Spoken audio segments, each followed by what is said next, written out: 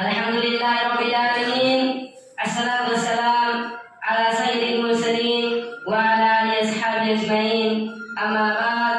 Qala Allah ta'ala a'udzu billahi minasy syaithanir rajim. Bismillahirrahmanirrahim.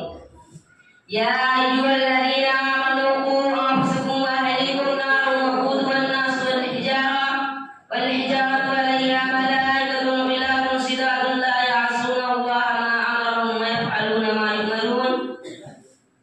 Sadaran juman जनाब हकम साहिबान मुअज़्ज़ज़ सामीरान दीनी मेरे भाइयों, आज के इस दीनी मजलिस में मैं जिस मौजू के तहत बोलना चाहता हूँ, मेरा मौजू बयान है बच्चों की तरबियत में वालिदैन का किरदार।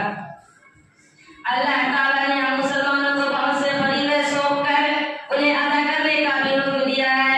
उन्हीं फरीज़े में से एक फरीज़ा औलाद की तरबियत भी है, क्योंकि तरबियत से इंसान बुलंद मकाम पर पहुंचता है और इब्तिदाई से जब उसकी तरबियत कर दी जाती है तो उसका असर हमेशा बाकी रहता है।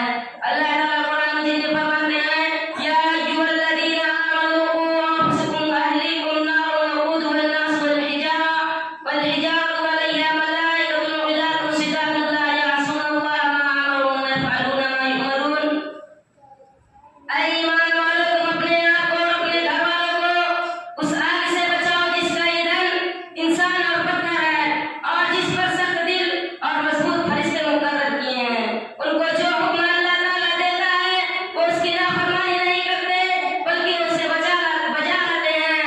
यकीनन औलाद को जहन्नम से बचाने की सूरत यही है कि वालिदैन अपने औलाद को इस्लामी अहकामात का पाबंद बनाए, क्योंकि वालिदैन इसके जिम्मेदार हैं।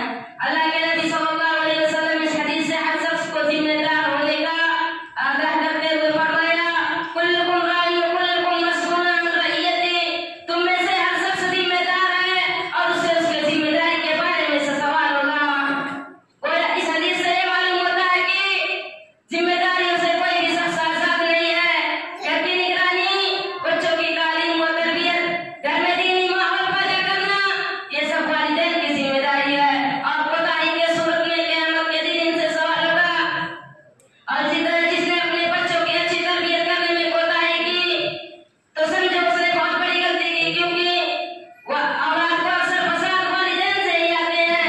और जिसने बेपरवाही से काम लिया और दीन की तालीम न दी तो ऐसे औलाद न तो अपने आप को फायदा पहुंचा सकते हैं और न ही अपने वालिदैन को। लीजिए एक बात ये सुनिए, एक बाप ने अपने बेटे को उसके बदसलूकी पर डांटा तो उसने कहा, अब्बा जान, आपने बचपन में मेरी तरबियत नहीं की थी, आपने बचपन में मेरा हक अदा नहीं किया था, आपने बचपन में मुझे दलील किया था, तो मैं बुढ़ापे में आपको दलील कर रहा हूँ। इस वाक़ये से यह मालूम होता है कि हमें अपने बच्चों की अच्छी से अच्छी तरबियत करनी चाहिए। लेकिन आज हमारे मुआशरे में देखा जाता है कि काम धंधे से छुटने के बाद अपना कीमती वक्त सड़कों पे और होटलों पर बिता देते हैं, अपना कीमती वक्त मोबाइल और दोस्तों के साथ बिता देते हैं, मगर कोई अपने बच्चों की तरबियत नहीं करता। अगर आप अपना वही कीमती वक्त जो आप दोस्तों के साथ बिता देते हो अपने बच्चों को कहें, बेटा कभी भी गलत काम नहीं करना चाहिए, तो आपका बेटा बड़ा होकर गलत काम नहीं करेगा। अगर आप अपना वही कीमती वक्त जो आप मोबाइलों में बिता देते हैं अपने बच्चों से कहें, बेटा कभी भी वालिदैन की नाफरमानी नहीं करनी चाहिए, तो आपका वही बेटा आपके बुढ़ापे में सहारा बनेगा जिसको आप ये तरबियत देंगे। अब आखिर में अल्लाह रब्बुल आलमीन से दुआ की हम तमाम मुसलमान भाइयों को अपने बच्चों की अच्छी से अच्छी तरबियत करने की तौफीक अता फरमा। आमीन सुम्मा आमीन।